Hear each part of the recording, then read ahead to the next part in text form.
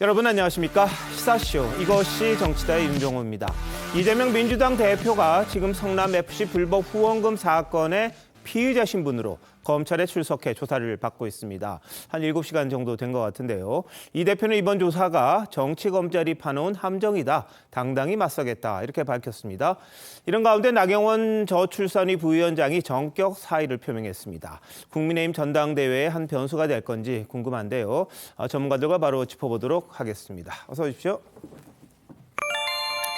네, 먼저 이재명 민주당 대표, 제1야당의 현직 대표가 검찰에 나간 건 이번이 처음인데요. 자, 성남FC 제3자 뇌물죄 혐의를 받고 있습니다. 현장 나가 있는 취재기자 한번 연결해 보겠습니다. 자, 송미선 기자, 이 대표 지금 간지 한 7시간 된 것 같은데 어떻습니까? 네, 이재명 대표는 오늘 오전 10시 반부터 이곳 수원지검 성남지청에 출석해 현재까지 7시간 넘게 조사를 받고 있습니다. 제 뒤로 보이시는 건물이 바로 성남지청 본관 건물인데요. 이 대표는 이곳 건물 3층 형사 3부 부장검사실에서 조사를 받고 있는 것으로 알려졌습니다. 이 대표는 성남시장 재직 시절 두산건설과 네이버 등 기업 6곳의 민원을 해결해주는 대가로 총 160억 원의 후원금을 성남FC에 내도록 한 혐의를 받고 있습니다. 검찰은 이 대표를 상대로 그동안 수사를 통해 확보한 증거물과 관계자 진술 등을 제시하면서 이들 기업이 후원금을 낸 배경에 강압과 부정한 청탁이 있었는지 등을 캐묻고 있는 상황입니다. 네, 아침부터 현장에 지지자들 참 많이 모였던데요. 지금도 마찬가지입니까? 네, 오전부터 이곳 성남지청 주변에는요, 이 대표 측 지지자 회원 600여 명과 그리고 보수단체 회원 500여 명이 집결해 각각 찬반 집회를 열고 있습니다. 이들은 이재명 대표에 대한 검찰 조사가 끝날 때까지 그곳에서 자리를 지킬 예정입니다. 앞서 이 대표는 오전 10시 20분쯤 성남지청 정문에 도착했는데요. 지지자들이 동시에 몰리면서 이 대표가 본관 앞까지 총 100여 미터를 이동하는 데에만 15분이 걸렸습니다. 이 대표는 이번 검찰 수사에 대해 헌정사상 초유의 사법 쿠데타라면서 강하게 비판했습니다. 또 기업들에게 광고비를 유치해 성남 시민들에게 이익을 돌려줬을 뿐이라고 반박했습니다. 경찰은 혹시 모를 사고에 대비해 지청 주변에 인력 900여 명을 배치해 관리하고 있습니다. 이 대표에 대한 조사는 늦은 밤이 돼야 마무리될 예정입니다. 검찰은 현재까지의 조사 진행 상황 등을 참고해서 이 대표 심야 조사 여부를 곧 결정할 것으로 보입니다. 수원지검 성남지청에서 TV조선 송민선입니다. 네, 지금도 굉장히 현장이 시끌벅적한 모양입니다. 지지자들과 반대하는 분들이 서로 시위를 하고 있는 그런 상황인데요. 자, 오늘 아침에 이재명 대표 어떤 모습으로 검찰에 들어갔는지 관련 화면 준비했습니다. 아무리 양보해도 죄가 되지 않는 내용들이었습니다.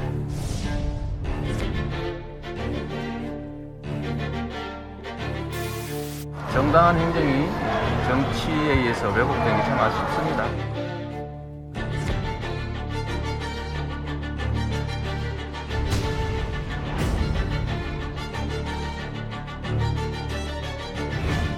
지금 우리는 대한민국 헌정사 초유의 현장 그 자리에 서 있습니다.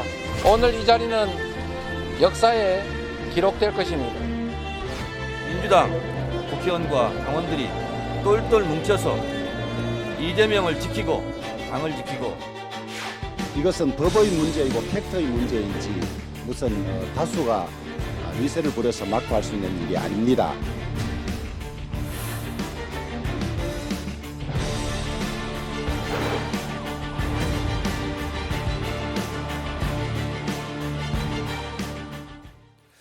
네, 오늘 성남지청에 출석한 이재명 대표 준비해온 원고 한 9분가량 읽었습니다. 이 대표는 정치검찰이 파놓은 함정, 없는 죄를 조작한 사법 쿠데타다. 이렇게 전면 혐의를 부인하고 있습니다만 검찰은 증거가 많다. 이 박근혜 전 대통령 때보다 훨씬 증거가 넘친다. 이렇게 이야기를 하고 있는 그런 상황이기도 한데요. 자, 최남 변호사. 이재명 대표의 주장, 검찰의 주장 어떻게 맞붙을 것 같습니까?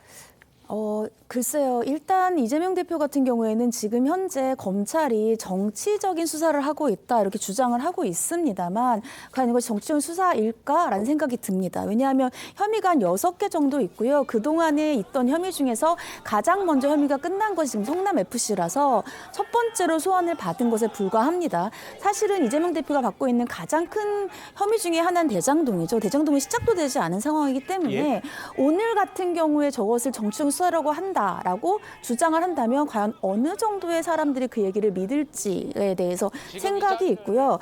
일단 제3자 뇌물죄입니다. 이 제3자 뇌물죄에서는 가장 중요한 것이 뭐냐 하면 과연 성남FC에 후원을 한 것, 그 광고비 자체가 이재명 대표에게 어느 정도의 이익이 됐는지. 근데 검찰은 지금 이것을 재선과 관련되어서 이익이 됐다고 보고 있거든요. 그래서 그 부분 같은 경우를 지금 검찰은 충분히 소명할 수 있다라고 자신감을 가지고 있기 때문에 그 부분은 지켜봐야 될 것 같습니다. 네, 이재명 대표는 그런데 검찰이 이미 답을 다 정해놓고 있더라. 뭐 답정 기소 이런 목소리를 또 내기도 했습니다. 자, 한번 들어보시죠. 소환 조사는 정치 검찰이 파놓은 함정이라는 거 잘 알고 있습니다. 특권을 바람봐도 없고 잘못한 것도 없고 피할 이유도 없으니 당당하게 맞서겠습니다. 검찰은 이미 답을 정해놓고 있습니다. 답정 기소입니다. 그거는 누구나 다 아는 사실입니다. 기소를 목표로 두고 수사를 맞춰가고 있는 것입니다. 네, 이승우 변호사 어떻게 들으셨습니까? 그러니까 이 답정너라고 하는 것인데 답을 정해놓고 수사를 한다는 거잖아요. 결국에는 이재명 대표에 대한 수사가 끝나자마자 바로 검찰이 기소를 할 것이다.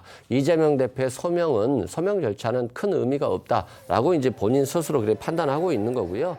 또 오늘 입장문에서 명확하게 정적 제거 수사라고 얘기를 했거든요. 그 이유는 뭐냐면 최소한 수사의 형평성이 있어야 되고 성남FC는 시민구단으로서 사실상 성남 시민의 것인데 대구FC, 인천FC, 경남FC 등 이런 기업들도 다 시민구단으로서 후원을 받아서 광고비를 받아서 이런 경기를 운영하고 있거든요. 그런데 이것에 대해서는 전혀 수사를 하지 않은 채 오직 이재명 대표가 구단주였던 성남FC만 수사를 하고 있기 때문에 결과적으로는 정적을 제거하기 위한 수사였다 이런 말씀을 드리고 또한 이재명 대표는 그런 겁니다. 본인은 적극적인 행정을 했다. 세금을 환수하려고 노력했고 일자를 창출을 위해서 두산건설의 이런 용적률을 변경시켜주면서 용도 변경도 해주면서 기업도 유치하고 일자리도 창출시켰는데 그리고 세금을 성남FC 구단의 성남시에서 내야 될 세금을 아껴서 이렇게 했고 자신은 한 푼도 받은 게 없는데 자신을 삼자 뇌물죄로 조사하고 기소한다는 것에 대해서 굉장히 억울한 심정을 오늘 밝혔다고 보시면 될 것 같습니다. 알겠습니다. 자, 이 대표의 생각은 그렇고요. 그리고 본인의 입장을 이야기를 하면서 고 김대중 노무현 전 대통령에 대한 언급도 했습니다. 일단 들어보시고 왜 그런 말을 했는지 이야기 나눠보겠습니다. 김대중 대통령께서는 내란 세력들로부터 내란 음모죄라고 하는 없는 죄를 뒤집어 썼습니다. 노무현 대통령께서는 논두렁 시계 등등의 모략으로 고통당했습니다. 이분들이 당한 일이 사법 리스크였습니까? 그렇습니다. 그거는 사법 리스크가 아니라 검찰 리스크였고 검찰 쿠데타였습니다. 검찰 공화국의 이 횡포를 이겨내고 얼어붙은 정치의 거울을 뚫어내겠습니다. 당당하게 정치 검찰에 맞서서 이기겠습니다. 네, 이재명 대표 성남FC 후원금 의혹으로 이 검찰에 출석을 하면서 김대중 전 대통령, 노무현 전 대통령 다 고인된 분을 언급을 했습니다.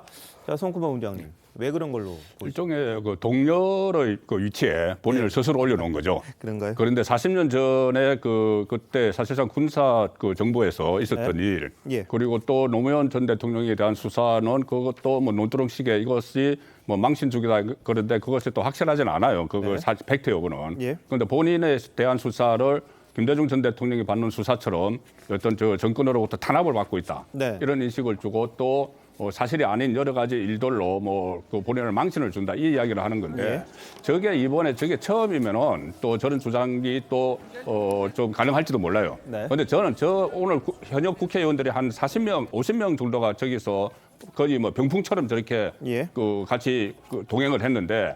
이런 모습이 앞으로 계속 나올 가능성이 상당히 높거든요.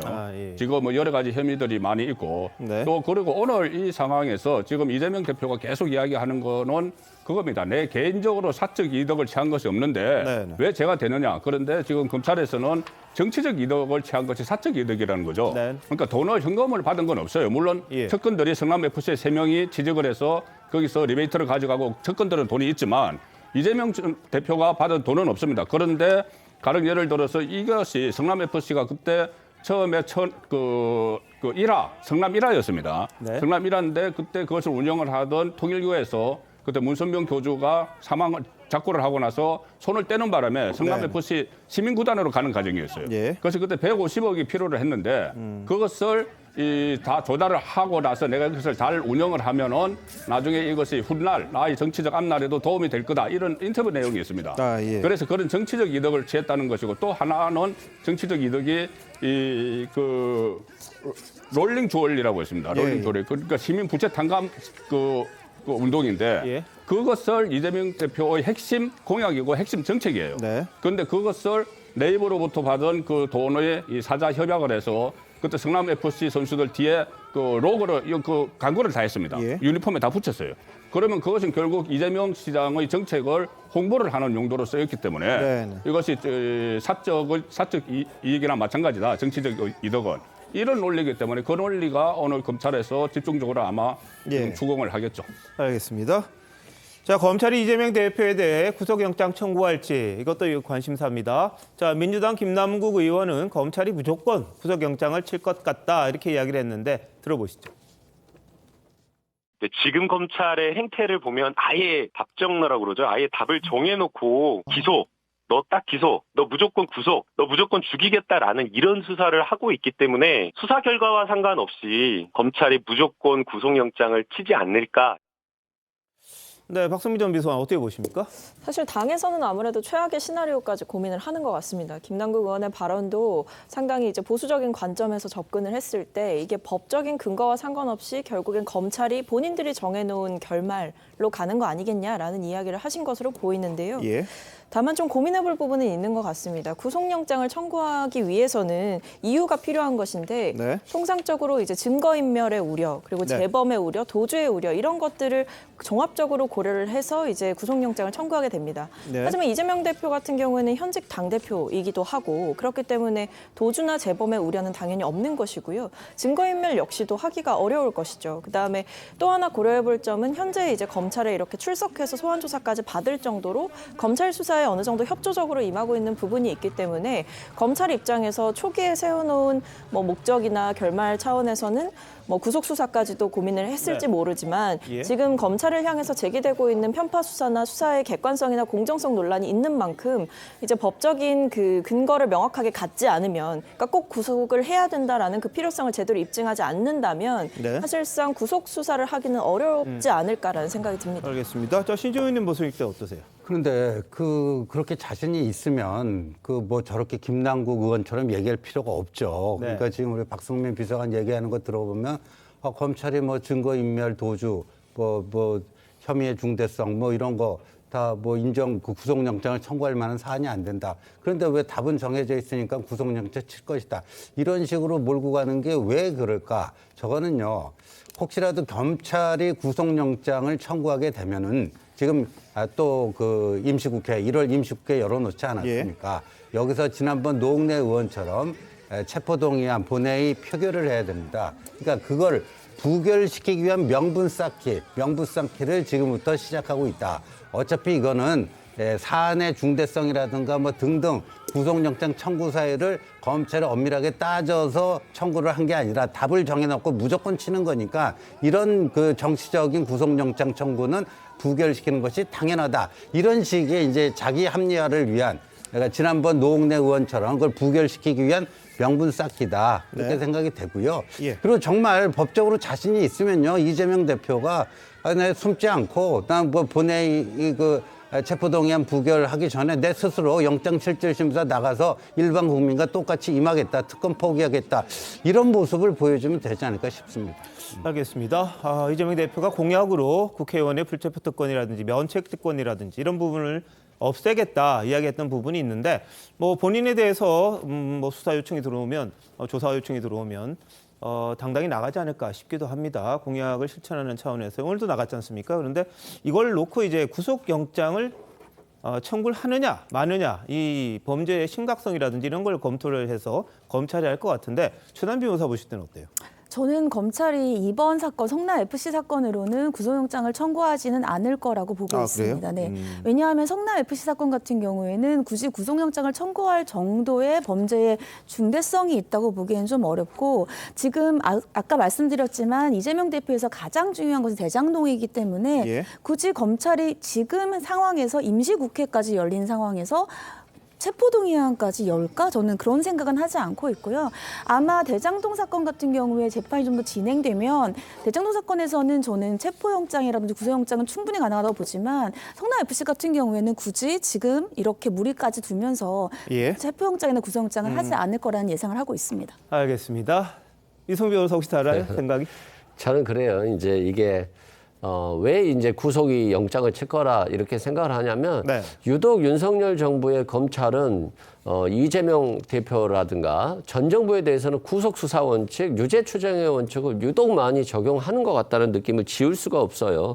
그래서 더 탐사에 대해서도 구속영장을 치고 압수수색을 했죠. 서훈 안보실장, 그다음에 전 서욱 국방부 장관, 또 해경청장 모두 다 영장을 청구했어요. 그렇기 때문에 아마도 검찰이 영장을 청구할 것이다. 왜? 정치 검찰이기 때문에 이렇게 이제 해석이 되는 거고요.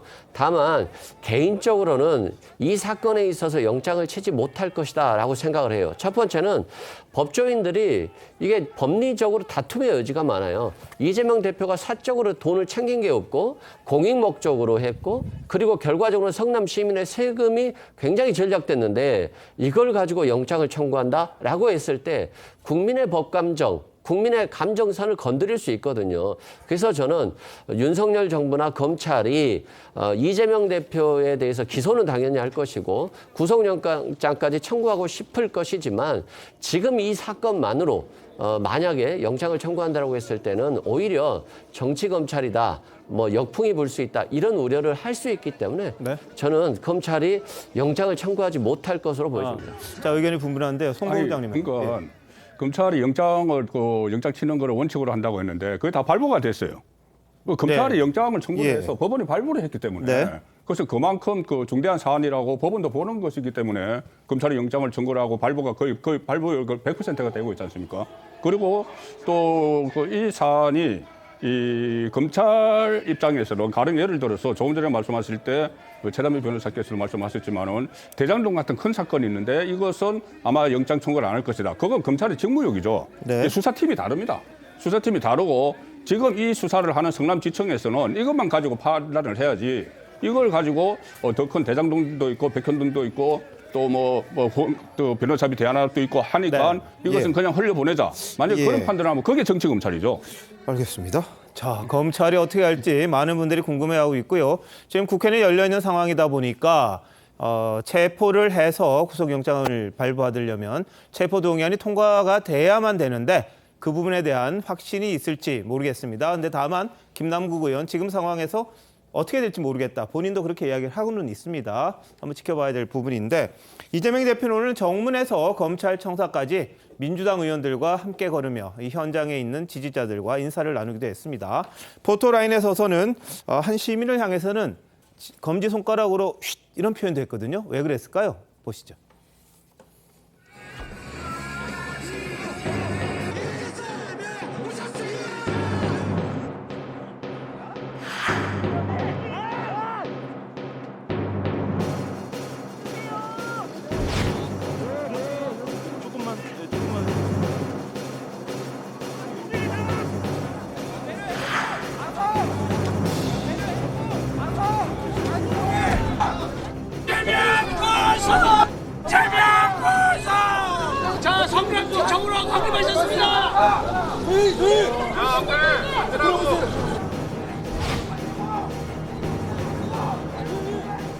자, 이제 좀 조용해진 것 같으니까 목소리가 작습니다. 쫄았습니까?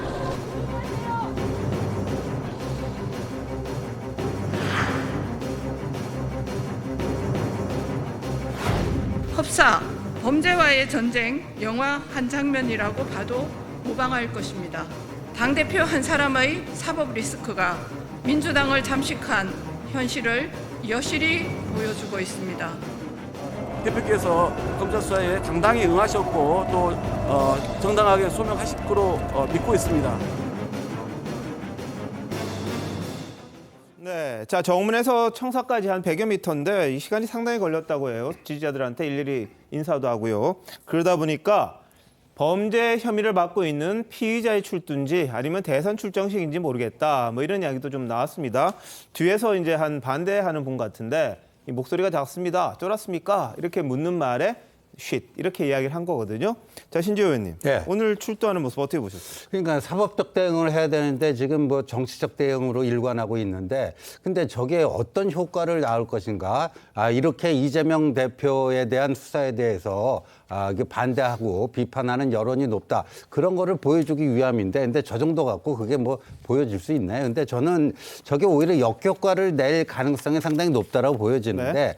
저렇게 함으로써 검찰 수사를 좀 위축시킬 수 있다? 그거는 더 아니라고 봅니다. 예. 제대로 된 검사 같으면요. 저런 모습을 보면 더욱더 전투 의지가 더 불타오를 거라고 보고요. 예. 두 번째, 저렇게 해서 국민 여론을 이재명 대표에게 조금이라도 우호적으로 돌려놓을 수 있을까? 저는 아닐 것 같아요. 그냥 뭐 그 어떤 특정 정당의 골수 지지자가 아닌 평범한 일반 국민의 눈으로 보면은 아니 모든 국민들이 저렇게 검찰에 불려 나갈 수도 있고 그런데 왜 유독 이재명 대표는 그 옆에 배지들을 한 40~50명 주렁주렁 이렇게 달고 이렇게 하면서 뭐 저렇게 하지?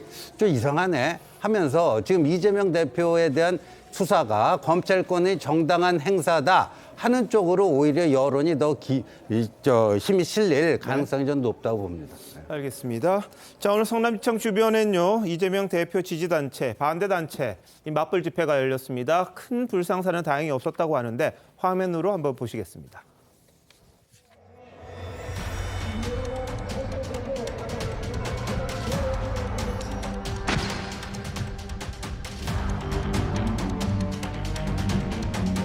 이재명 절대 지켜!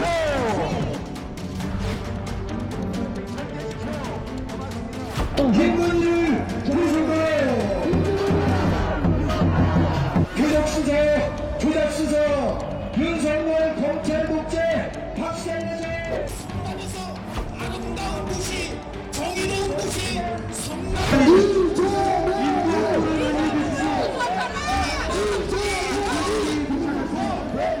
범죄 용의자 이재명을 규탄하는 자리입니다.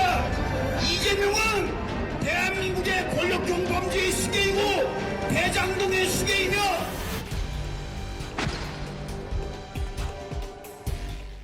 네, 뭐 맞불 집회 여론은 갈렸고요. 그리고 민주당 지도부를 비롯한 수십 명의 의원이 이 대표 출석에 동행했는데 이를 두고도 의견이 분분합니다. 이어서 한번 보시죠. 당대표께서 당당하게 혼자 임할 테니까 걱정하지 말라라고 하면서 현안을 빈틈없이 그냥 철저히 챙겨달라라는 말씀을 하셨습니다. 네. 뭐 또 그러나 정치적 동지로서 홀로 가게 하는 것은 있을 수 없어서 동행하기로 했습니다. 그럼 우르르 몰려가가지고 거기서 무슨 시위하는 식으로 하는 스타일의 것은 너무 오버하는 거고요. 주구장창 그냥 바깥으로 전부 다 모여서 완전히 이게 옛날식이에요. 민주당은 그 레밍 정치에 늪에 빠졌습니다. 토론이나 비판 이런 거 없이 지금 막 끌려가는데 피리 부는 사나이에 따라서 지금 저는 절벽으로 달려가고 있는 그런 상황이라 생각을 합니다. 그렇게. 네. 자, 뭐 현장 앞에서는 서로 간에 갈라진 집회가 있었고 의원을 대동한 것에 대해서도 뭐 의견이 갈립니다. 이승훈 변호사 어떻게 보십니까? 네, 국민의힘에서 민주당을 많이 걱정해 주시네요. 네. 레민 정치에 빠질지 예. 아니면 레민 정치에 전혀 빠지지 않을지는 좀 지켜봐야 될 것 같고요. 그렇습니다. 국회의원들이 뭐 당대표 수사 받는데 따라가는 것에 대해서 뭐 비판할 수도 있겠습니다만 또 국회의원들이 자신의 의지로 가는 것에 대해서 굳이 뭐 막을 필요가 있겠습니까? 오늘 마찬가지로 국민의힘을 지지하는 분들 그리고 민주당을 지지하는 분들이 또 나와서 저렇게 찬반 집회를 하고 있지 않습니까? 그만큼 자신의 의사를 정확히 표현하는 것이 요즘의 세대이기 때문에 전혀 뭐 특별할 것은 아니다 생각되고요. 결과적으로 오늘 이재명 대표가 검찰 소환에 응해서 자신이 떳떳하게 자신의 어떤 일에 대해서 얘기를 하고 또 검찰에서 기소가 된다 할지라도 법정에서 법적 다툼을 통해서 무죄 판결을 받아낸다라고 한다면 민주당이나 민주당 지지자들이 지금 하는 행동들이 정당화될 것이고 또 유죄 판결을 받는다라고 하면 다른 판단을 받을 수 있기 때문에 앞으로 굉장히 냉정하고도 객관적으로 재판에 임하는 것이 맞을 것으로 보여집니다.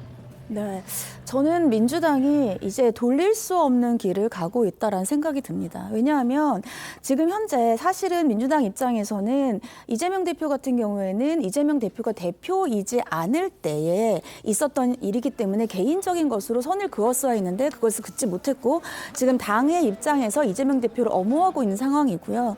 그렇기 때문에 이제는 어떻게 다시 퇴로도 없다라고 생각을 하고 있습니다. 그런데 제가 보기에는 지금 굉장히 민주당 같은 경우에는 큰 위험을 안고 있는 거라고 보이거든요. 여기에서 만약에 검찰이 뭐 성남 FC뿐만이 아니라 대장동이라든지 백현도라든지 이런 것에 대해서 조금이라도 더 증거를 내세운다고 한다면 민주당은 이제는 돌이킬 수 없는 곳으로 갈 수밖에 없다라고 생각을 할 수밖에 없어서 저는 민주당이 지금 다 같이 단일 대우로 이재명 대표를 엄호하고는 있지만 그 엄호가 과연 적극적으로 원해서 하고 있는 것인지는 다시 한번 생각해봐야 생각이 듭니다. 알겠습니다. 자, 오늘 검찰 조사에서 이 대표 측 변호인, 검찰 치열한 법리 다툼을 벌일 거로 많은 분들이 예상하고 있습니다. 특히 검찰에서는 수사팀의 책임자죠. 유민종 부장검사가 직접 이 대표를 신문하고 있다고 그러고요. 이 대표 측은 지난 주말 내내 검찰의 예상 질문을 추리고 상황 예행 연습까지 했다. 이런 이야기가 나왔습니다. 게다가 오늘은 민주당 공보국에서 대응 논리를 정리를 해서 보도자료 형식으로 내기도 했는데요. 이 유민종 부장검사 사법연수원 36기고 공정위 파견 근무 경험이 있고요. 삼성 이재용 부회장의 불법 승계 의혹 수사, 기업범죄 수사 이쪽에 상당히 경험이 많다. 이렇게 알려져 있습니다.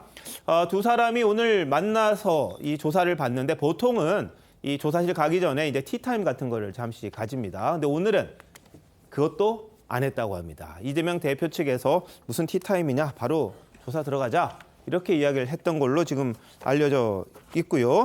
점심 때는 인근 식당에서 이 설렁탕을 주문해서 먹었다. 이렇게 이야기가 나오고 있습니다. 뭐 검찰 조사 받는 분들이 많이 드시는 게 이게 설렁탕인데 그거 먹고 계속해서 조사를 받고 있는 그런 상황입니다. 뭐 나와서 먹을 수도 있습니다만 뭐 나오면 또 굉장히 번거로워지니까 아마 이재명 대표 쪽에서도 그냥 안에서 먹는 걸로 정리가 된 걸로 보입니다. 자, 근데 오늘 조사 과정에서 가장 치열하게 맞붙을 게 바로 여러 가지 근거가 있을 겁니다만 연관성이 있느냐, 대가성이 있느냐, 공익이냐, 사익이냐 뭐 이런 부분일 텐데 가장 이재명 대표가 들어가면서도 이야기했던 게 이 사건은 이미 경찰이 무혐의 처분을 했던 거다. 이런 주장을 했던 겁니다. 없는 죄를 조작한다. 이렇게 강하게 반발을 했는데 한번 들어보시죠. 저와 성남시 공직자들의 주권자를 위한 그 성실한 노력을 범죄로 조작하려는 것은 용납할 수가 없습니다. 저는 기득권과 싸워오면서 스스로를 언제나 어항 속 금붕어라고 여겼고 공직자들에게는 이렇게 경고하고 또 경고했습니다. 숨기려 하지 말고 숨길 일을 하지 말라. 오늘의 검찰 소환이 유례없는 탄압인 이유는 이미 수년간 수사를 해서 무혐의로 처분된 사건을 다시 끄집어내서 없는 사건을 만드는 없는 죄를 조작하는 사법 쿠데타이기 때문입니다. 네, 이 대표 측이 주장하는 거 그겁니다. 경찰이 3년 넘게 수사를 벌였고 증거 부족으로 불송치한 건데 정치적 이유로 이를 뒤집으려고 한다, 이런 주장입니다. 그런데 법조계에서는 사건 진행 경과를 볼 때 경찰이 3년 이상 사건을 묵혔다, 이렇게 또 반론을 제기하는 분도 있습니다. 무혐의와는 좀 다르다는 건데 정리를 한번 해보겠습니다. 2018년에 바른미래당이 이재명 대표를 고발을 합니다. 근데 상당 기간 수사를 안 했어요. 이재명 대표에 대해서 이제 서면 조사하고 바로 증거가 불충분돼서 불송치한다, 이런 결정을 내린 겁니다. 그랬더니 이제 당시에는 고발인이 이의 신청을 할 수 있어서 이러면은 바로 검찰로 다시 넘어갑니다. 검찰이 이 사건을 받아서 지켜봤는데 작년이죠. 성남지청이 경찰에 대해 이 보완 수사를 요구를 했습니다. 근데 당시 보완 수사 요구를 받은 성남지청장이 박은정 검사입니다. 이름 잘 기억나시죠? 박은정 검사.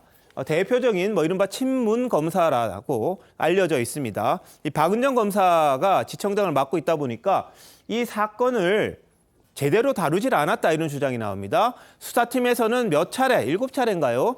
계속 수사해야 된다 이렇게 주장을 했는데도 불구하고 지청장이 다시 보자 이러면서 계속 미뤘다는 거예요. 그러다 보니까 이 과정에서 이 박하영 검사가 사표를 내는 그런 일이 생깁니다. 그러다 보니까 이제 경찰에 대해서 다시 그러면은 이 수사를 하라 요구를 했고, 성남지청이 이제 오늘에서야 경찰에서 이 두산건설에 대해서만 이 기소 혐의로 송치를 해왔습니다. 그런데 검찰에서는 이 사건을 다시 확대해서 성남의 이제 두산건설뿐만이 아니라 네이버, 다른 병원까지 다 확대하는 그런 상황으로 이어지는 겁니다. 그러다가 오늘에서야 이재명 대표를 소환한 건데요.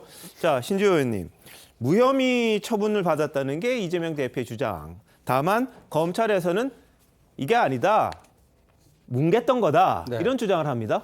근데 경찰에서 몇 년간 수사를 해갖고 무혐의 처분한 거를 없는 죄를 만들어냈다, 사법 쿠데타다. 그러면요, 이명박 전 대통령을 문재인 정권이 그 다스 때 말이에요. 다스의 실소유주가 이명박 전 대통령이다 해가지고 네. 그걸 기소를 하고 그 형을 유죄 판결을 받아내고 했는데 예. 그 다스 수사도요. 그 전에는 검찰 수사까지 갔는데도 불기소 처분이 된 겁니다. 네. 불기소 처분이 됐어요.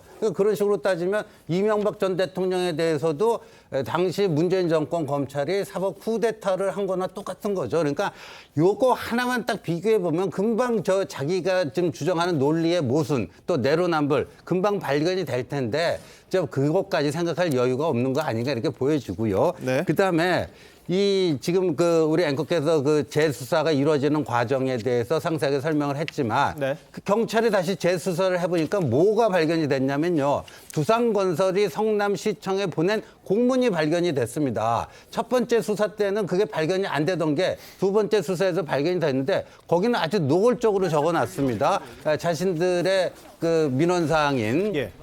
병원 부지 상업용지로 용도 변경해주고 용적률 상향 조정해주고 이런 것들을 해준다면은 성남FC에 광고 후원하는 거 예. 적극적으로 검토하겠다. 아니 두산건설 공문에 그렇게 나와요. 네. 그리고 그 이후에도 나왔기 때문에 이렇게 되는 건데, 그러니까 그리고 지금 이제 경찰이 수사한 거를 불송치하더라도 검찰이 재수사. 지금 이재명 대표 장남 성매매 의혹 이것도 경찰이 불송치했지만 검찰은 재수사하는 거, 이게 예. 정상적인 형사사법 시스템 내에서 가능한 건데 자기한테 그게 적용됐다 하니까 쿠데타다.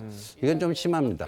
저 박성비 소환 보실 때 어때요? 네, 공문 얘기는 계속 나오고 있는데 네. 지금 이번에 이 재수사를 지시한 배경이 무엇이냐라는 게 이제 국회에서도 질의가 오가고 했었죠. 예. 근데 그때 보면 공문 얘기도 있었고 기업 측 관계자가 진술을 바꿨다라고 했지만 그것에 대해서 제대로 구체적으로 답변한 관계자는 사실은 없었습니다. 네.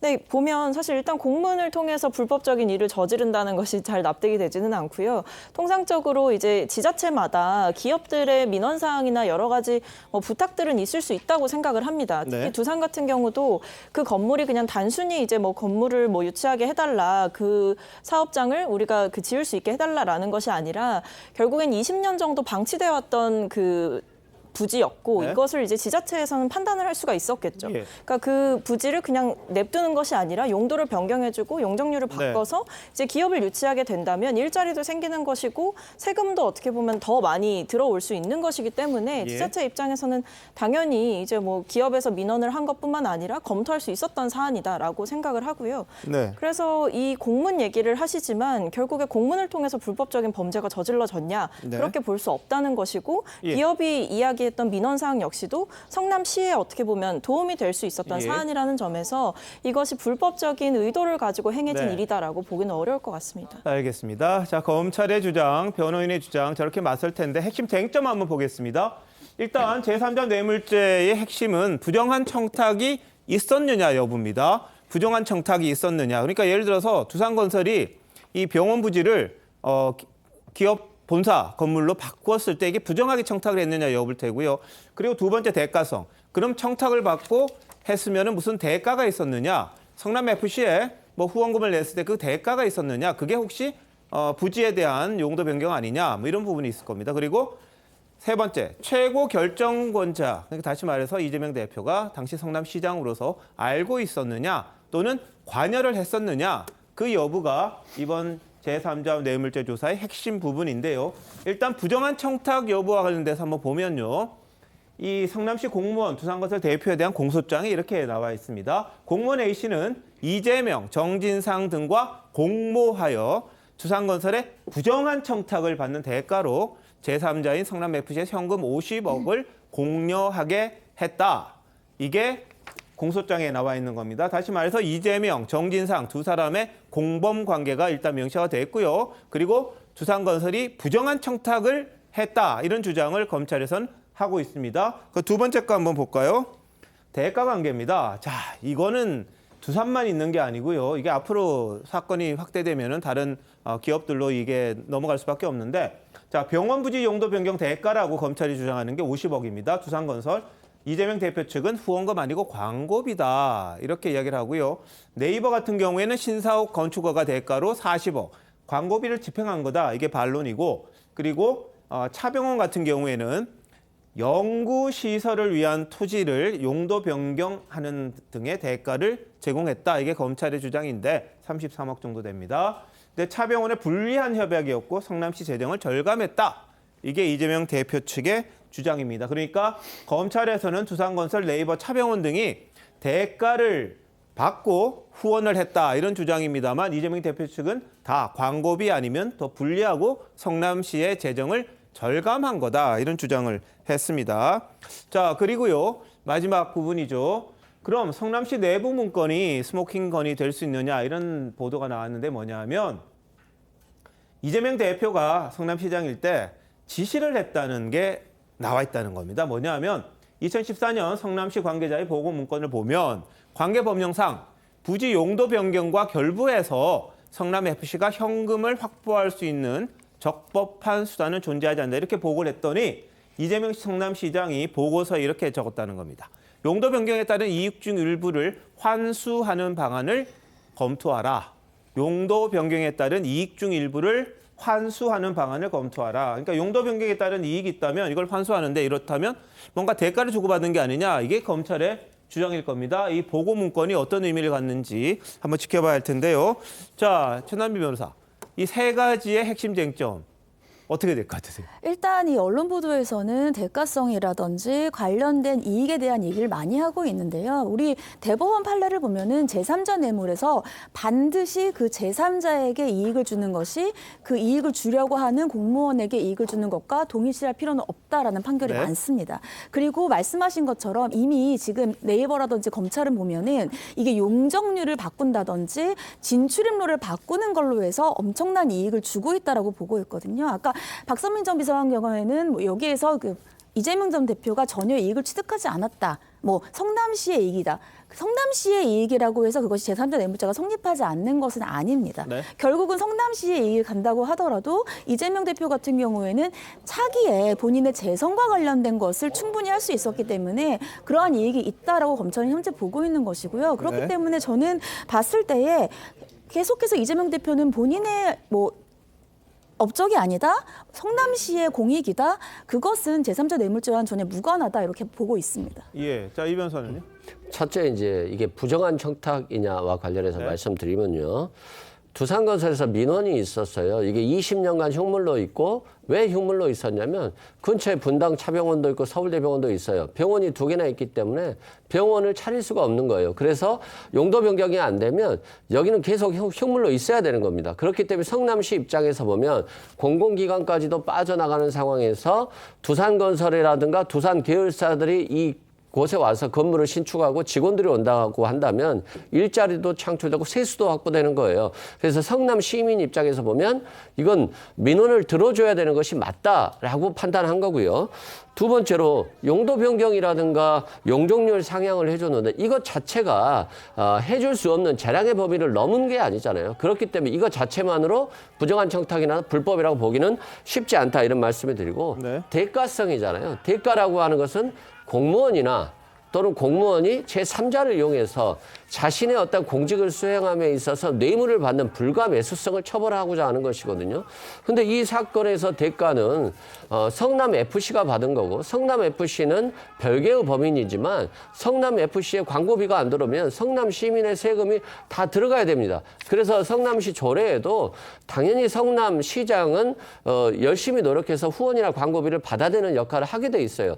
근데 이 역할을 하는데 만약 기업들로부터 광고비 좀 주세요 라는 말을 해야 되는데 그 당시에 그 큰 지역에서 민원이 없는 대기업이 어디 있습니까? 그렇게 생각한다면 대구FC, 대구라고 하는 큰 기업들이 대구에 있는 큰 기업들이 민원 없는 기업이 어디 있어요? 인천에서.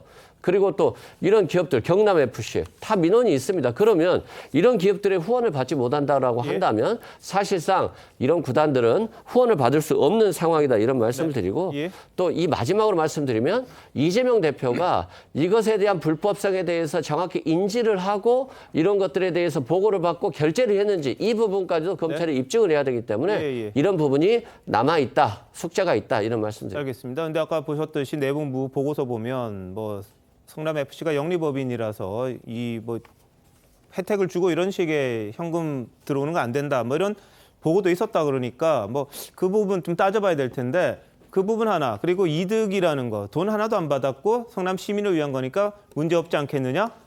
근데 다만 이재명 대표가 옛날에 인터뷰한 게 있어요. 이 자기가 했던 공약들을 잘 이뤄내고 이 운영을 잘하면 그게 또 다음에 더 큰 이 정치적 업적을 이룰 수 있는 자리로 갈 수 있다. 뭐 이런 식의 이야기를 한 게 있거든요. 그거는 성남FC를 성공적으로 만들었을 때 자신의 공약이었고 그건 정치적 이익을 택할 수 있고 그건 정치인에게 가장 큰 이익 아니겠느냐. 금전적인 거 말고. 그렇게도 볼 수 있는 여지가 있다. 이런 반론이 좀 있더라고요. 어떻게 보세요? 그러니까 지금 정치적 이득 이야기가 나오는 것이 계속 그 부분이죠.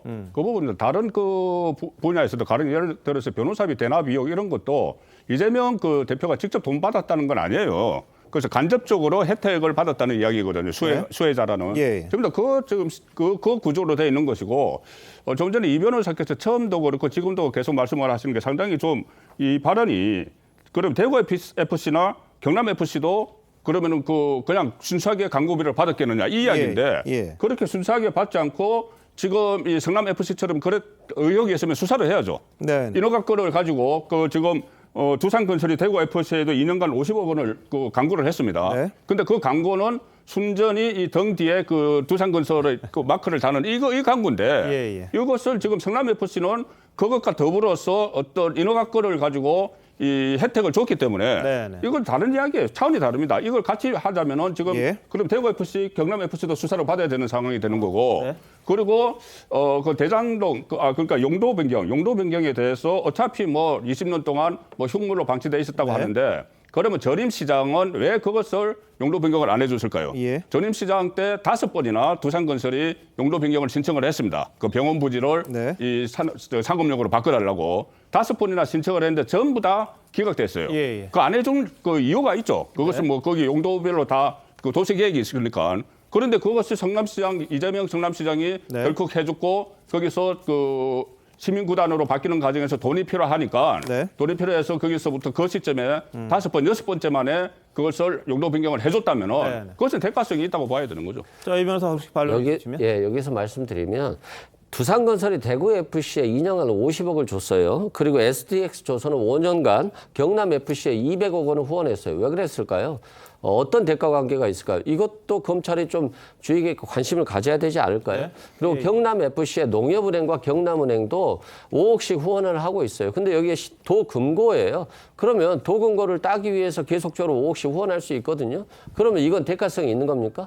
이것에 대해서도 해야 되고 예. 이재명 대표가 정치적인 이익을 위해서 이렇게 했을 것이다. 물론 그렇게 주장할 수는 있다고 생각해요. 다만 모든 정치인들이 정치적인 이익을 위해서 시민들에게 잘 보이려고 시민들이 원하는 정책을 추진하고 예산을 집중적으로 예. 배치해요. 그러면 이것도 잘못된 정책일까요? 그리고 이재명 대표는 그래요. 어떤 위험 부담이 있을 수 있지만 네. 적극적으로 이익을 환수하는 정책을 펴라라고 지시한 거잖아요. 이익을 환수하는데 이 이익을 이재명 대표와 이재명 측근에게 환수하는 게 아니라 성남 시민의 세금으로 환수를 한다라고 한다면 이것 또한 나쁠 건 없다고 생각됩니다. 자, 그런데 이 성남FC와 비교되는 게 지금 경남이고 또 대구 이런 건데 홍준표 시장이 지금 대구시장이고 예전엔 경남도지사였거든요.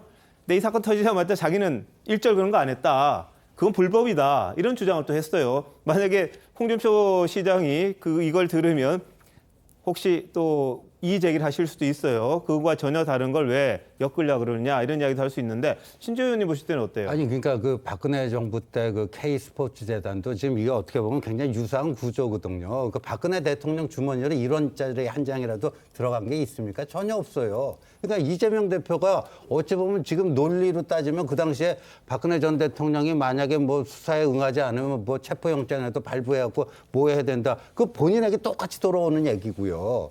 그다음에 그 다른데 이제 물귀신 작전 비슷하게 이제 다른데 뭐 경남 FC, 대구 FC 그 물고 늘어지시는데 이거는요 길게 따질 필요가 없는 게 저 뭐 네이버라든가 두산건설이라든가 차병원이라든가 이런 데 있지 않습니까?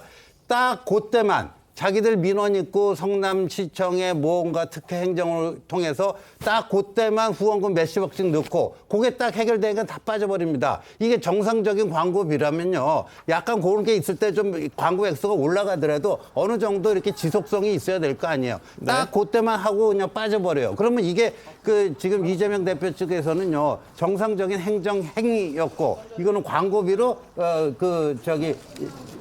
유치한 것이고 이 둘을 왜 이렇게 억지로 엮어매느냐 그러는데 아니 그렇게 나오는데요. 그때만 딱 후원금이 광고가 몰렸다가 빠져버리는데 그리고 경남 FC라든가 뭐 이런 데를 물고 늘어지려면 뭔가 그런 대가성이 있었다. 이런 것들을 얘기해야지 그냥 겉으로 보여지는 그것만 가지고 이렇게 얘기하는 거는요. 네. 그 지방정부에 대한 그 물귀신 작전이다. 이렇게 보여집니다. 자, 이번 사건을 보면 성남FC를 통해서 이재명 대표, 당시 성남시장이 이익을 얻었느냐 안 얻었느냐 이것도 하나의 관건인데 사익이다 공익이다 이런 주장을 합니다. 성남 시민에게 혜택 돌아갔는데 무슨 성남시장에게 사익이 돌아갔겠느냐 돈 한 푼 받은 거 없다 이게 주장이고 미르재단 이 박근혜 전 대통령 사태 때에 미르재단과 이건 전혀 다르다. 미르재단 뭐 이런 거는 다 최서원 씨가 개인적인 사익을 추구했던 부분인데 본인은 성남시장으로서 시민들의 공익을 위해서 했을 뿐이다. 전혀 다르다. 이렇게 주장을 합니다. 최단비 변호사 어떻게 보세요? 글쎄요. 저는 일단 공익이냐 사익이냐는 큰 문제가 아니라고 생각을 합니다. 그리고 아까 이승훈 변호사님께 말씀하시지만 이 인허가권자의 재량권 내의 문제도 저는 문제가 아니라고 생각을 합니다. 왜냐하면 대법원 판결 내에서 제3자 뇌물죄와 관련되어서 그 사람에게 한 번도 이익이 되지 않았다든지 아니면 재량의 범위 내에 있다고 하더라도 유죄인 경우가 많고요. 아까 신주 의원님께서 지적을 하셨지만 박근혜 전 대통령의 경우에도 마찬가지로 박근혜 전 대통령은 이익을 받은 바가 없습니다. 네. 그렇기 때문에 지금 이재명 대표 같은 경우에는 공익이다. 그리고 성남시의 이익이 있고 본인은 이익을 받은 바가 없다. 그리고 재량권 내에 있다라고 얘기를 하지만 그것은 저는 본인도 법조인이기 때문에 알고 있는 문제라고 생각을 해요. 다만 지금 이런 상황을 정치적인 문제로 끌고 가고 싶어하는 거라고 생각을 하고요. 하지만 그냥 법적으로 봤을 때에는 지금 굉장히 이재명 대표 같은 경우에는 불리한 상황에 봉착해 있다라는 생각이 듭니다. 알겠습니다. 자, 박선비 소원 같아요, 달라요? 다르죠. 다른가요? 네.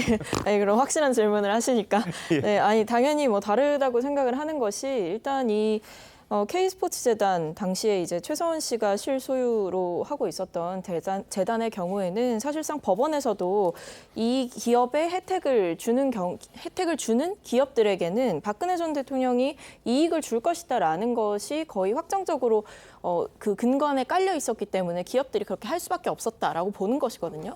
근데 사실 일단 이 스포츠재단 같은 경우에는 최서원 씨가 실소유를 하고 있었고 본인이 이익을 착복할 수 있는 구조였지만 이 성남FC는 좀 경우가 다르죠. 알겠습니다. 그러니까 성남FC 같은 경우에는 본인이 이제 개인적으로 수익을 편취할 수 있는 구조도 아닐 뿐더러 이 성남FC 운영 시스템 자체가 성남 시민의 세금을 근거로 하고 있는 것이기 때문에 과연 그 K재단, 그 스포츠 재단과 이 FC를 동일 선상에 두고 비교할 수 있느냐. 그리고 그 직접적인 금전 거래가 없었다는 것만을 가지고 네. 공통점이 있는 사건이다라고 보기에는 좀 근거가 부족하지 않나 싶습니다. 자, 알겠습니다. 의견이 분분하고 지금 검찰의 조사에 이 이재명 대표가 비슷한 논리로 지금 대응을 하지 않나 싶습니다. 이 판단은 법원으로 넘어갈 가능성이 커 보입니다. 검찰은 어떤 형태이든 간에 이재명 대표를 기소할 건 확실한 것 같은데 그게 구속을 요하는 사안으로 볼 건지 아니면 사실상 국회를 통과하기 힘든 체포동의안 때문에 불구속 기소로 그냥 넘길지 그 부분은 아직까지 저희가 알 수가 없습니다만 검찰에서는 어떤 형식이든 간에 이재명 대표를 제3자 뇌물죄 혐의로 기소는 할 게 거의 확실시 됩니다. 자, 근데 이재명 대표가 오늘 성남지청에 출석하자 과거 윤석열 대통령의 발언이 다시 주목받았습니다. 무슨 말이냐? 지난 대선 때였죠. 윤 대통령이 이 대표를 향해 성남지청에서 근무할 때 자주 뵀다 이런 말을 했었는데 당시 이 대표는 이렇게 이야기했어요. 보시죠. 우리가 그 20몇 년 전에 성남에서 이렇게 법정에서 자주 뵈던 근데 제가 그 말씀을 들었는데 보기는 봤을 텐데 저는 기억이 없어요. 그래요? 왜냐하면 제가 경사 사건을 거의 안 했기 때문에. 아니 그래도 이따가씩 들어오셨어. 맞아요. 예, 자, 윤 대통령과 저 이야기를 했습니다만 그때는 검사와 변호사로 만났었겠죠. 근데 오늘은 피의자 신분으로 이재명 대표가 성남지청에 네 번째 조사를 받으러 오늘 출석을 했습니다. 자, 그 부분 이제 7시간, 8시간이 다 돼 가는 상황인데 자, 어떤 식으로 결론이 날지는 모릅니다. 근데 다만 조사가 상당히 길어지고 있는 거는 사실인 것 같고요. 밤 늦게가 돼야 나오지 않을까 이렇게 생각은 드는데 근데 아까 우리 다 말했듯이 쟁점은 분명해요. 쟁점은 분명한데 어떤 증거를 제시해서 이재명 대표가 거기에 맞대응을 할 건지 어떤 증거에는 말을 안 할 건지 뭐 이런 것들 또 조서를 나중에 또 꼼꼼히 볼 것 같으니까 시간은 상당히 걸릴 수밖에 없다. 이렇게 지금 예상은 되고 있습니다. 자, 그런데 이재명 대표의 출석, 검찰 출석 오늘이 마지막이 아닐 거다. 이런 관측들이 나올 수밖에 없습니다. 자, 송 본부장님. 뭐가 남았습니까, 지금? 지금 일단 수사 바꾸는 것만 6개고 예. 그다음에 이것이 어떤 혐의점이 있는 것까지 하면 한 10개다. 이런 이야기가 나오고 또 아들 문제도 있죠. 성매매 또 상습 도박. 그 성매매도 다시 검찰에서 경찰의 재수사를 요청을 했고 또 김혜경 씨, 부인 김혜경 씨 문제도 또 있습니다. 그 법인카드 문제. 그래서 상당히 지금 성남지청에만 4번째 갔다고 했는데 그다음에 또 서울중앙지검을 비롯해서 그 수사가 다각도로 진행이 되고 있어요. 지금 저번에 그 무혐의 됐던 걸 왜 지금 다시 윤석열 검찰이 꺼내느냐고 했는데 가령 예를 들어서 대장동 관련 경우도 그때 김용 전진상 씨가 지금 구속됐는데 그 전에는 문재인 정부 때는 그것이 전혀 드러나지도 않았습니다.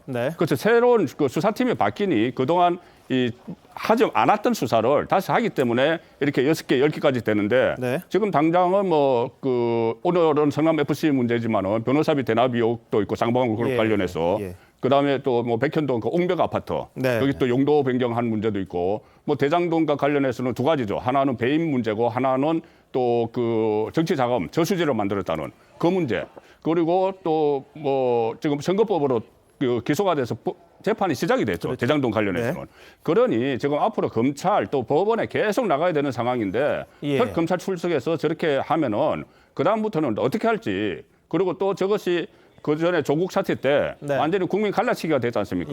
저 사태가 계속 그러면 검찰에 소환될 때마다 아니면 법원에서 재판 받을 때마다 저렇게 되면은 나라가 두 쪽으로 갈라지는 건데 예. 그 자리에 민주당 그 제1야당의 의원들이 40명씩 갔다는 거 네. 이것은 상당히 나중에 책임을 물을 그게 될 가능성이 높아요.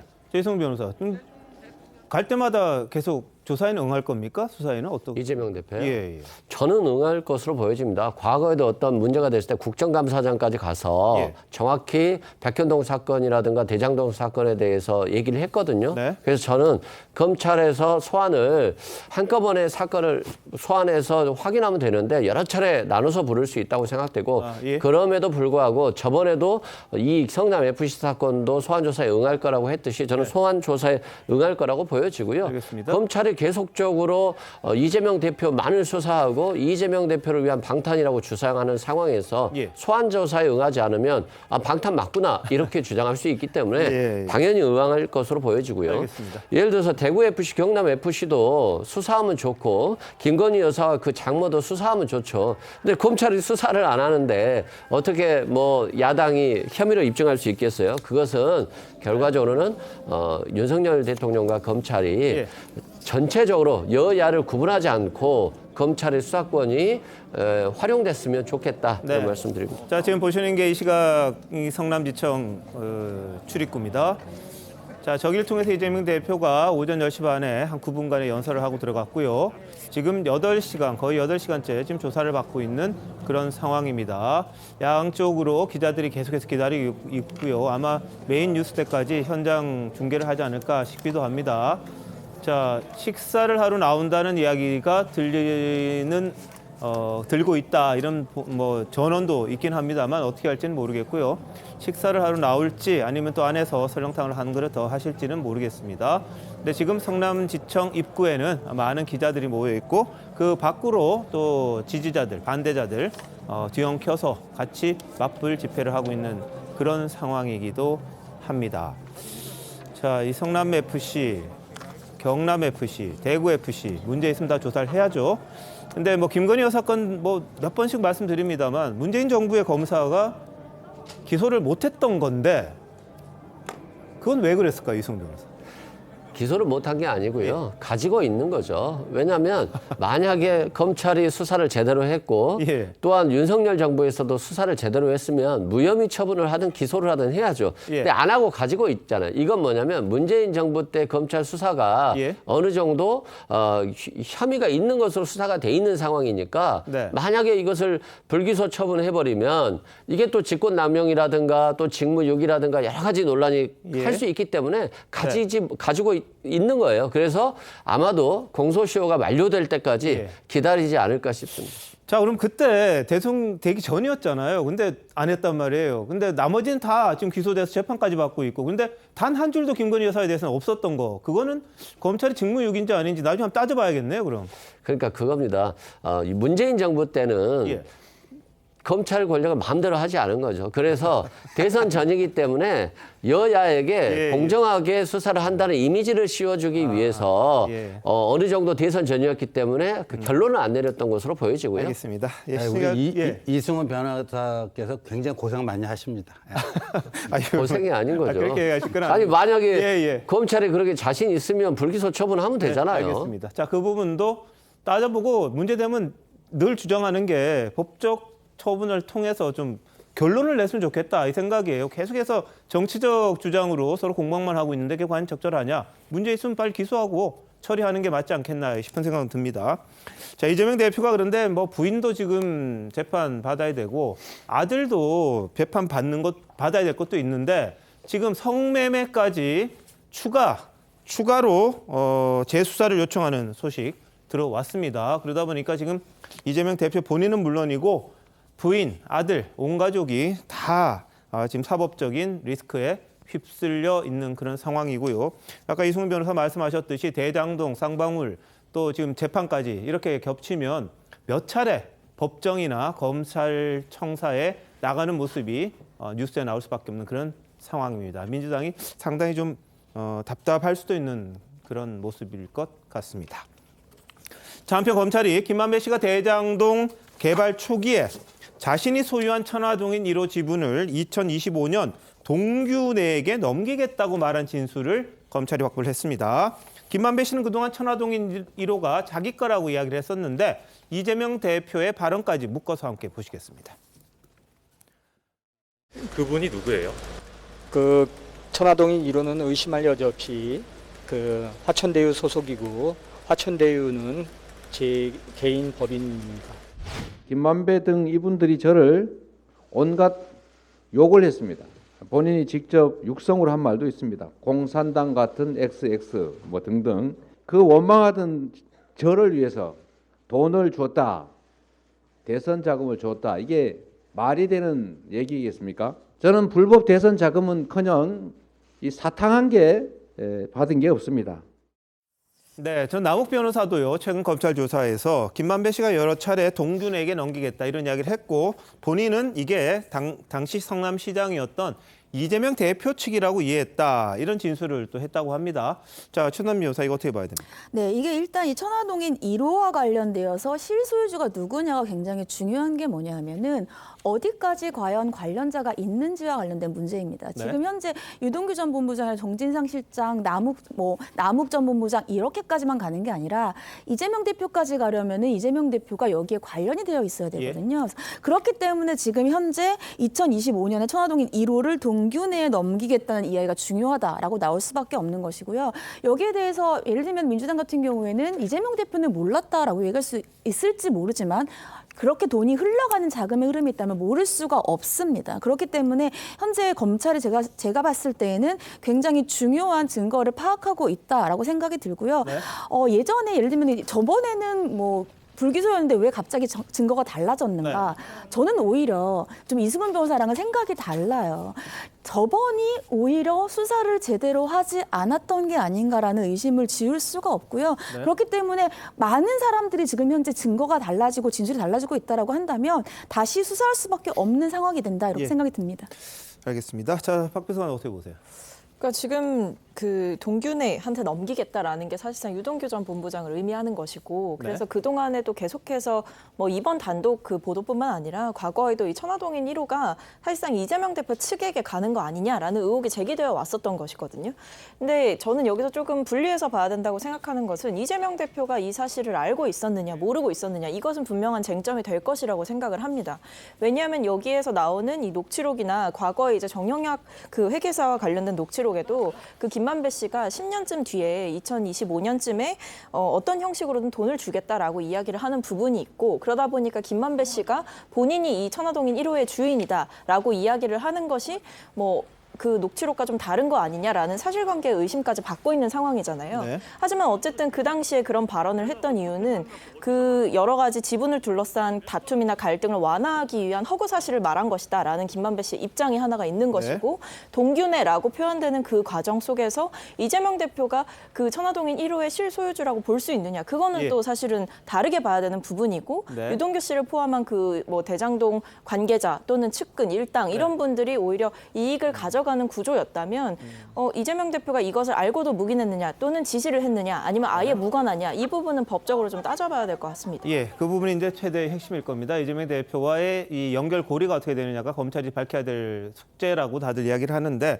근데 유동규 전 본부장은요. 2015년 대장동 개발 사업 이전부터 이재명 대표의 좌청룡 우백호, 김용 민주연구원 부원장, 정진상 민주당 정무조정실장과 끈끈한 관계를 이어왔다 이렇게 주장을 합니다. 보시죠. 명절 때마다 한우 같은 걸 주문을 해요. 크게 막 바구니를 해가지고 그러면 이제 거기서 재명이 거, 정진상이 김용 거 그건 기분이고 충성맨이었어요. 이동규가 셋이 중에서 제일 막내고 막내고 또 맨날 다니면서 용이 형, 진상이 형을 따라다녔으니까 매일 모여서 술 먹으면서 성남시에 모든 일을 거기서 쥐락펴락한다. 매일 모인다. 그냥 의리가 있다고 생각했죠. 상국해 나는 부분은 된다 이렇게 생각하고 그런 것이 세상에 아직도 남아있을 거라고 착각했던 것 같아요. 제가 안고 가겠다는 생각 더 이상 안 하겠다.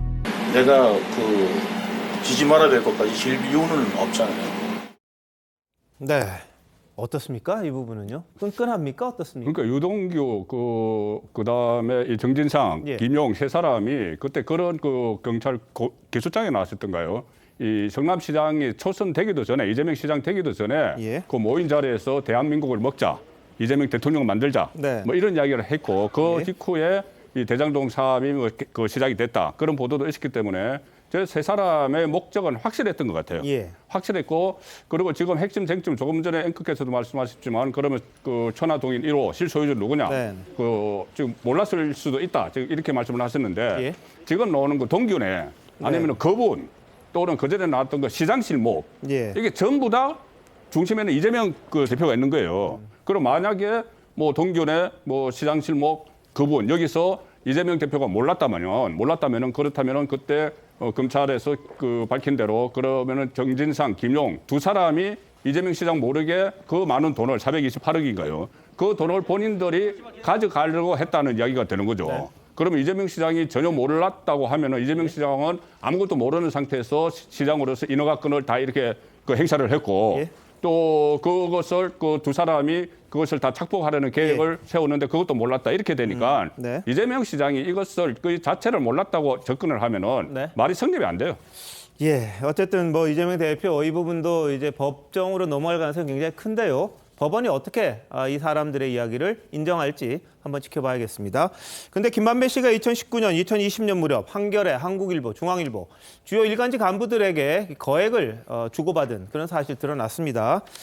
김만배 씨의 이야기 한번 보시죠. 기자들한테 돈 준 이유에 대해서 검찰에서 물어보던가요? 사용증을 안 쓰셨는데 그 부분에 대해서 설명해 주시죠. 언론인 금전거래 소명하셨나요? 기자들한테 기사, 무마 등 청탁도 하시면서 돈을 주신 건가요? 언론사 인수.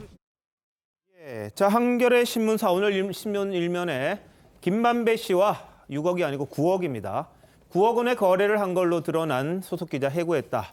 편집국장, 사장, 등기사 3명도 보직에서 사퇴한다. 이렇게 이야기를 했습니다. 외부인과 함께 진상조사를 벌이겠다. 이런 이야기까지 했습니다. 한겨레 기자 9억 원, 한국일보 기자 1억 원, 중앙일보 기자 9천만 원 거래가 있었습니다. 이 부분에 대해서는 뭐 따져봐야 될 부분도 있겠죠. 사적인 그러니까 사인 간의 친분으로 한 건지 뇌물성 그거였는지 기사를 막으려고 했는 건지 따져봐야겠습니다만 자, 송 본부장님 어떻게 보셨어요? 처음에 한겨레 신문이 처음에 6억 원 이야기가 나왔을 예. 때 아주 그 주말판에 그 사과문을 아주 작게 냈어요. 한 2단 정도 아주 작게 냈습니다. 예. 오면에 아주 작게 냈는데 그리고 그때 그 간부 기자의 해명을 위주로 다 썼습니다. 적습니다. 네. 그런데 그 이후에 별도로 또 3억이 갔다.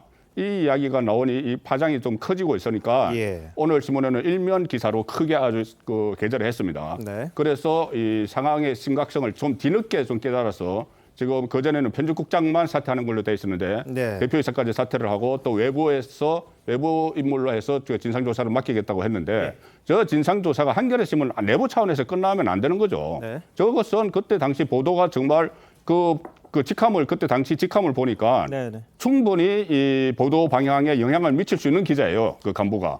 그렇다면은 그때 실제로 또 국민의힘에서도 이야기가 나오지만은 예. 윤석열 대통령이 뭐 대장동 쪽에 몸통이다 뭐 이런 그런 이야기들이 한겨레에서 많이 보도가 됐기 때문에 네. 자, 이것이 영향을 미쳤는지 그리고 또 뭐 다른 정치권과 어떤 유대가 있었는지 그 부분을 살펴보는 게 중요하지. 지금 뭐 한겨레 안에 내부에서 뭐 문책을 하고 이것은 본인 그 안의 문제고 네. 이것이 어떻게 정치권에 영향을 미쳤는지 서로 밀착이 됐는지 그 부분을 살펴봐야 될 것 같습니다. 뭐 진상조사위원회를 구성을 했으니까 그 결과를 한번 봐야 되긴 할 것 같습니다. 신 의원님 보실 때는 어떻습니까? 그러니까 한겨레 신문이요. 그 자기들 그 이념적 칼라가 있으니까 예를 들어서 정치 기사라든가 이런 거에서 좀 자신들의 논조를 피는 건 뭐 저는 그럴 수도 있다고 봅니다. 근데 유독 한겨레 신문이 문제인 거는 뭐냐면요. 이 대선 국면에서 윤석열, 이재명 두 주요 후보에 대한 이 사건, 이 사회부 기사죠. 이거에서 대형 오보를 많이 냈다라는 거고 심지어 그 문재인 정권의 그 가까운 검사의 그 잘못된 오보를 듣고 윤석열 검사가 윤중천 원주 그 별장 갖고 접대받았다. 대형 오보를 냈다가 사과하는 일도 있었고 방금 이제 우리 송국권 본부장님 얘기하시는 것처럼 그 대장동 사건에서도 제대로 된 보도를 안 하고 이재명 후보가 오히려 대장동 사건의 몸통이 그 뭐 윤석열 후보다 연관성도 떨어지는 주장을 하는데 그런 기사를 유독 많이 썼어요. 그러니까 이 9억 원과 이 사람이 법제팀장 사회부장하고 편집국 부국장을 했는데 9억 원 받은 것과 그런 기사하고 연관성이 있느냐 이걸 밝혀내는 게 핵심이라고 봅니다. 알겠습니다. 자, 뭐 이 부분에 대해서는 또 철저한 수사가 있을 것 같은데 김만배 씨가 또 현직 부장판사 술 접대했다 이런저런 이야기들이 굉장히 많이 나오고 있어서 어디까지 가지가 쳐질지 한번 지켜보겠습니다. 자, 다음 이슈입니다. 국민의힘 38 전당대회 나경원 저출산 고령사회위원회 부위원장이 큰 변수로 떠올랐는데 오늘 저출산 고령사회위원회에 사퇴 의사를 표명을 했다. 전격 사의를 표명했다. 이런 보도가 나왔습니다. 제주도당 방문 일정 취소됐고요. 그리고 오늘 회의에도 참석하지 않았다고 합니다. 자, 최단비 변호사. 나 전 의원 어떻게 하실 것 같아요? 일단 어쩔 수 없었다라는 생각이 듭니다. 왜냐하면은 지금 현재 정부 같은 경우에는 처음에도 교육과 관련된 정책이라든지 여러 정책이 대통령실과 맞지 않아서 많은 문제들이 있었어요. 근데 지금 나경원 부위원장 같은 경우에는 장관과 같은 유사한 그 직역을 하고 있는데 거기에 대해서 본인의 아무리 개인적인 헝가리식 스타일이라고 하더라도 대통령실과 맞지 않는다고 한다면 저런 것들은 조율이 되지 않는 문제이기 때문에 사의를 표명할 수밖에 없는 상황이라고 생각을 하고요. 여기다 더해서 지금 대통령실 내에서 예를 들면 현재 여당 내에서의 어떠한 뭐 당권이라든지 이런 것을 조율하지 않는다고 저는 생각을 하고 있습니다만 지금 100% 당원을 투표를 하는 거에 있어서 지금 대통령실과 맞지 않는다고 한다면 어떤 당원들이 나경원 후보에게 투표를 할까요? 저는 아니라고 생각을 하거든요. 그러니까 본인 입장에서는 가장 최선의 선택이다라는 생각이 듭니다. 자, 뭐 지금 당내에서는 나 전 의원에 대해서 상당한 비판적인 목소리가 나오고 있는 그런 상황이고 대통령실이 앞장서서 이 돈 들어가는 거, 이 포퓰리즘 같은 정책에 대한 반발을 하고 있는 그런 상황이기도 합니다. 너무 때리다 보니까 이게 심한 것 아니냐 이런 이야기도 일부에서 나온다고는 하는데 박 비서관은 어떻게 보세요? 대통령실이 좀 치사하다라는 생각이 들기는 합니다. 왜냐하면 그 나경원 의원이 지금 사실상 부총리급 자리에 계시기는 하거든요. 그래서 아무리 이제 본인이 개인 의견이라고 하더라도 특히 재정이 투입되는 정책의 경우에는 조금 더 신중하게 발언을 하는 게 맞았다라고 저도 생각을 하지만 그 이후에 대통령실에서 그 대변인 브리핑을 통해서 반박을 하는 것은 상당히 이례적입니다. 그러니까 그것 자체가 정부 내의 혼선을 대통령실이 나서서 인정하는 것이고 그리고 나경원 전 의원에 대해서 윤심이 아니다라는 것을 공개적으로 천명하는 것과 다를 바가 없었다라고 생각을 하기 때문에 상당히 치사스러운 대응이지 않았나 생각합니다. 박 전 비서관이 치사라는 단어를 쓰시니까 좀 그런데 어떤 지금 가장 큰 관심은 나 전 의원이 전당대회에 출마하느냐 여부입니다. 여론이 굉장히 좋은 편이라서 큰 변수가 될 거다 그러는데 국민의힘 내부에서는 엇갈립니다. 보시죠.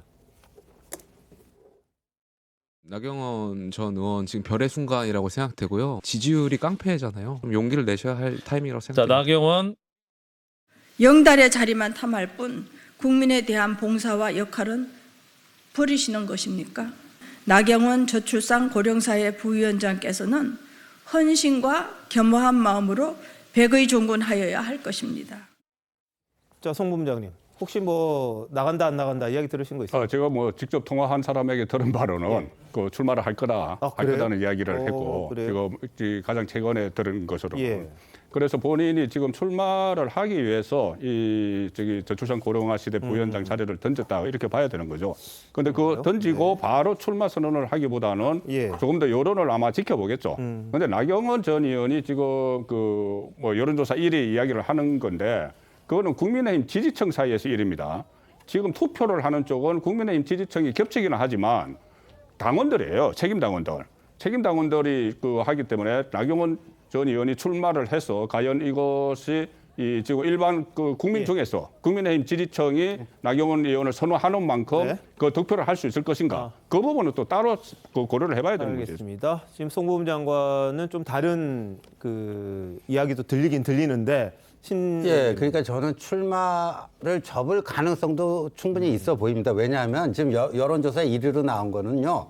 대통령실과의 불편한 관계가 있기 전 조사입니다. 그러니까 만약에 출마를 하게 되면 비윤 또는 반윤에 이게 생기는데 계속 지금 저기 나오는 저 지지율이 그대로 유지될 것인가? 그렇지 않을 가능성이 높기 때문에 본인도 그런 정도는 판단할 거라고 봅니다. 예. 어쨌거나 나 전 의원의 정치 인생 중에 가장 중요한 결단을 해야 될 때가 아닌가 싶기도 합니다. 잠시만요. 대한민국 이슈의 중심, 시사쇼 이것이 정치다. 여기까지입니다. 내일 다시 찾아뵙겠습니다. 고맙습니다.